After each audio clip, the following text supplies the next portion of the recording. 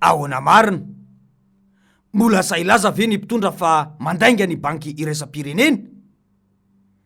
Na dia iarahan-drehetra mahita aza fa efa krizy izao ny fiainam-bahoaka sy ny fiainam-pirenena dia mahagaga, fa isaky ny miresaka ny eo anivony fitondrana dia milaza fa tena miasa ho an'ny vahoaka ary maloso i Madagasikara amin'izao.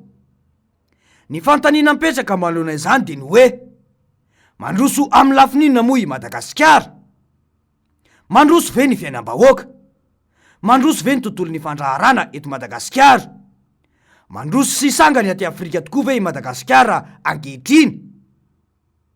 Ny hitan'ny vahoaka aloha dia krizy daholo ny rafy rehetra eto amin'ny firenena ary mikatso tanteraka ny atao hoe fampandrosoana. Mihemotr'indray aza no tazana ankehitriny. Profo iray no entina amin'izany. Ny taona 2024, 7,9 ny arikarena fahobeny Madagasikara. Tonga ny tetezamita izay nitantany ny Rajoelina. Nidina ho mihiba 300 izany ny taona 2024. Nandray fahefana ny fitondrana ery Rajaonarimampianina ny taona 2024. Niakatra ho 5,400 indray io arikarena fahobe io. Aty amin'ny taona 2024 isika izao, i Rajoelina indray no mitondra ny firenena. Mihiba 700 indray ny arikarena fahobe ny Madagasikara ankehitriny ary mahantra indrindra maneran-tany ny firenetsika. Dia mipetraka ny fanontaniana hoe iza izany no fanetry be ny firenena ka mampiditra andavaka ny Madagasikara isaky ny mandray fahefana? Raha ireo zava-misy ireo fotsiny no jerena dia tsy hisy fampandrosoana firenena izany andrandraina amin'ny fitondrana Rajoelina io. Raha milaza izy fa mandroso i Madagasikara amin'izao dia mipetraka ny fanontaniana hoe mandroso amin'inona moa izany ny fiainanao ry vahoaka malagasy? Mandroso amin'ny tsy fisiana rano, mandroso amin'ny fahatapahan-jiro lavareny, dia mandroso amin'ny fidangany ny vidim-piainana sy ny fitotongana ny sandany ariary. Raha ireo aloha dia tena mandroso ary efa mirehitra mihitsy aza ny fambara satria efa mampitaraina ny vahoaka fatratra tokoa izany. Mandroso loatra ireo zavatra ireo ary tena TGV araky ny filazany mihitsy ny fiazakazany hatramin'ny nandraisany ny fahefana. Ny hita miariary izao dia ny fanodikodinam-bola mpanjakana ataon'izao fitondrana izao. Efa ela ny mpanohitra no nahita fa mity fanodikodinam-bola eto amin'ny firenena, indrindra fa tao anatin'ny Covid-19 iny. Ity io fitakina mangarahara izay nataon'ny filoha Marc-Ravalomanana io ny faefatra ny volana Jolay taona 2022. Raha tafaresaka amin'ireo firenena zay fantatra fa tokony mba mitovitovy amin'ny tena ny tena dia nanontany aho hoe inona zavatra misy anareo. Voalohany indrindra hoy izy tsy misy ny fampitam-baovao zay tena mifanandrify amin'ny zava-misy marina na le hoe mangarahara transparence.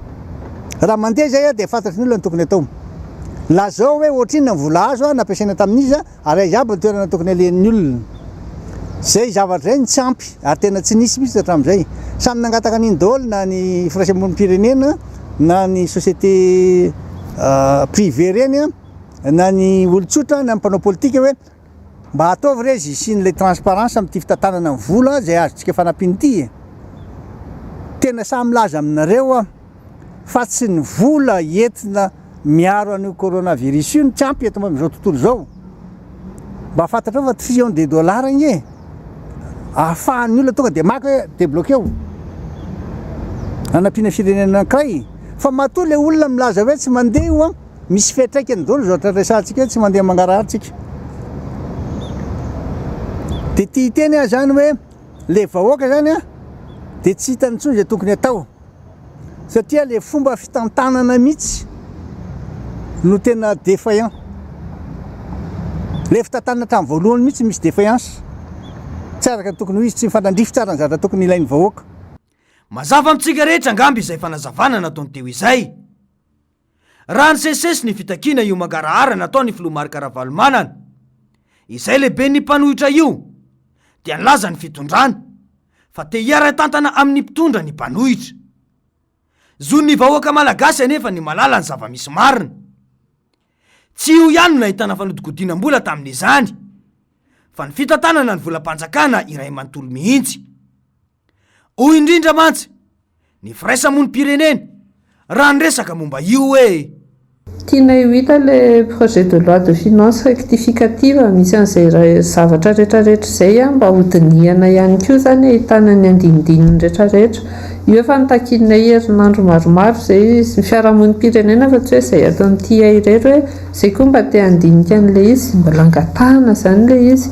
Dia ny mangarahara ao anatin'izay koa hoe tsika moa izao raha miresaka tao anatin'ilay hoe ady amin'ny coronavirus fantatra hoe nisy noty nandehandeha tany milaza zany hoe tsy manao tolobily na appel d'offre raha ny marché public fa mandeha gré à gré tao anatin'iny satria hoe fahamehana ara-pahasalamana sy ny sisa. Ahoana ny toy any ao aoriana ao zany filoham-pirenena moa ny teny hoe tsisy tsony ny kitrano an-trano na hoe mahafantatra minisitra na etsetra fa izay mahay ihany no miaina. Inona ny garantia hoe izy tokoa izay zavatra izay hiverina amin'ny loany ny anara-dalàna ve tsika zany sa ahoana amin'ny volana ho avy. Izay aloha dia mbola mangataka n'ireo zavatra ireo zany hoe vinavina na plan de relance rehetra na resaka teti-bola sy ny sisa mba tokony ho hitan'ny fiarahamonim-pirenena. Ankehitriny voaporofo tanteraka ireo nolazay ny filoha Marc-Ravalomanana sy ny firaisamonim-pirenena io. Tsy ny mpanohitra etsony no manao ampamoaka tatoato izay, fa ireo firenena mpiara-miombonantoka sy mpanohana any Madagasikara mihitsy. Ity fitondrana Rajoelina ity no nandrenesana fitakina famerenam-bola avy amin'ny mpamatsy vola hatramin'izay nazahoana ny fahaleovantena izay. Izany hoe iany Rajoelina no filoham-pirenena voalohany nitakina mpamatsy vola famerenam-bola tao anatin'ny 80 taona nazahoana ny fahaleovantena. Tena zavatra tsy fahita tao anatin'ny 80 taona nazahoana ny fahaleovantena tokoa no hitanao izao ry vahoaka malagasy. Afa baraka tanteraka ny firenentsika. Ity ilay taratasy izay nalefa ny iraka manokana ny banky iraisam-pirenena eto Madagasikara ho andramatoa ministry ny teti-bola sy ny fitantanam-bola malagasy. Voasoratra mazava eto fa fangataham-panazavana ny fampiasana tsy araka ny tokony ho izy ny vola fanampina tamin'ilay tetikasa-pagoza amin'ny fanjakana malagasy ny banky iraisam-pirenena. Mangataka ny amerenany volana mitetina ray faingo 2,7 tapitrisa dolara izay nolaniny jirama tsaraka ny tokony ho izy io ny banky iraisam-pirenena. Ka mialohan'ny fatelon'ny volana desambra izao no fe-potoana nomena ho an'ny fanjakana malagasy amin'ny famerenam-bola io. 4,900 faingo 7,700 dolara no tsy maintsy averina mialohan'ny 3 desambra ary ray faingo 10 tapitrisa dolara kosa averina amin'ny 4 ny volana desambra izao. Tsy nifanaraka tamin'ny fifanarahana nampiasaina ny vola araka ny tetikasa-pagoza na ny projet d'amélioration de la gouvernance et des opérations dans le secteur de l'électricité izay fifanarahana famatsim-bola niaraka tamin'ny IDEA na ny Association Internationale de Développement. Nisy ny fandinihana ny konty ny taona 2024 sy ny 2024 sy ireo fitaovana eo am-pelatanany hatramin'ny volana Aogositra 2024 nampanaovana kabinetra hampanamarom-bola tsy miankina. Ka hita tamin'izany fa nisy fandaniam-bola hatrany amin'ny 3,700 sy 5,700 sy 7 sy ray tapitrisa dolara tsy nanaraka ny fepetra fitantanam-bola ny fanarana tamin'ny IDEA izany. Raisina ho tomponantoka amin'izany ny governemanta malagasy raha ny voalaza ny ho tatitra io. Nomeny banky iraisam-pirenena fe-potoana hatramin'ny 3 desambra moa ny fanjakana malagasy ny jirama ny amerenana izany ary ny fanamarinana ny nividianana ireo fitaovana izay hita fa tsy nampiasana araka ny fifanarahana. Nanamafy ny banky iraisam-pirenena tao anatin'izany fa ny tsy famerenana ireo vola ireo amin'ny daty voatondro io dia midika ao tsy fanajana ny fifanarahana ary mety hiteraka sazy ho an'ny Madagasikara. Azadino fa mbola misy volany orinasa mpamatsoloka ny jirama no tsy voalohan'ny fanjakana ihany ko amin'izao. Izany ka kolokolo manara-penitra dia mipetraka ny fanontaniana hoe nataon'ny fanjakana aiza daholo zany io vola be io. Efa nisy ihany koa ny tatitra izay nataon'ny sekretera-panjakana Amerikanina na ny departemanta d'État Amerikanina mikasika ny tontolon'ny fandraharana eto Madagasikara herinandro vitsilasa izay. Voalaza mazava ihany koa tao anatin'io tatitra io fa ny 900 ny famatsim-bola azo tamin'ny mpamatsy vola mikasika ny Covid-19 tamin'ny taona 2024 iny dia nomenana nampiana ny jirama raha ny antotanisa azondry zareo Amerikanina ny volana Marsa 2024. Ny 200 fotsiny zany tamin'ny famatsim-bola azo io no lasa tany amin'ny fahasalamana, ny fampianarana, ny sosialy ary ny toe-karena. Raha ny hitantsika nefa dia mbola nangatahan'ny mpitondra famatsim-bola tany ivelany ihany koa ny anamboarana ny tetikasa mandraka 3. Lasa zoy fihereny jolave zany ny orinasa jirama amin'izao fotoana izao. Manoloana izany ve anefa misy ny fiovana tolotra omena ho an'ny mpanjifa amin'ny orinasa io. Raha tsy aivina dia voatsela kory ny vondrona Eropeana sy ny FMI no nitaky ny mangarahara makasika ny fandaninany vola nomena any Madagasikara tamin'ny Covid-19. Izao zava-misy izao no nitakiny ny mpanohitra izay tary ny filomarika Ravalomanana ny mangarahara hatramin'izay. Ny zava-miseho izao ihany koa dia mampiseho miharihary fa tsy mangarahara ny fitantanana eto amin'ny firenena ary enatra ho an'ny Madagasikara izany rehetra izany.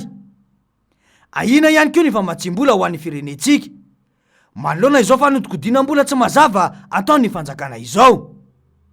Mahamenatra raha toka tatitra toy ireny ary taratasy toy ireny izay milaza ireo zavatra tsy mety ataon'ny mpitondra no miparitaka eran'izao tontolo izao. Tsy atokisan'ny mpampiasa vola vahiny intsony ireo mpitondra. Inona indray zao ny andinana io resaka io na dia efa nisy porofontoka amin'ny tendany aza ny filazana izany. Sa ilaza ve ny mpitondra fa manaparitaka sy milaza vaovao tsy marina indray ny banky iraisam-pireneny? Fa ahoana mariny?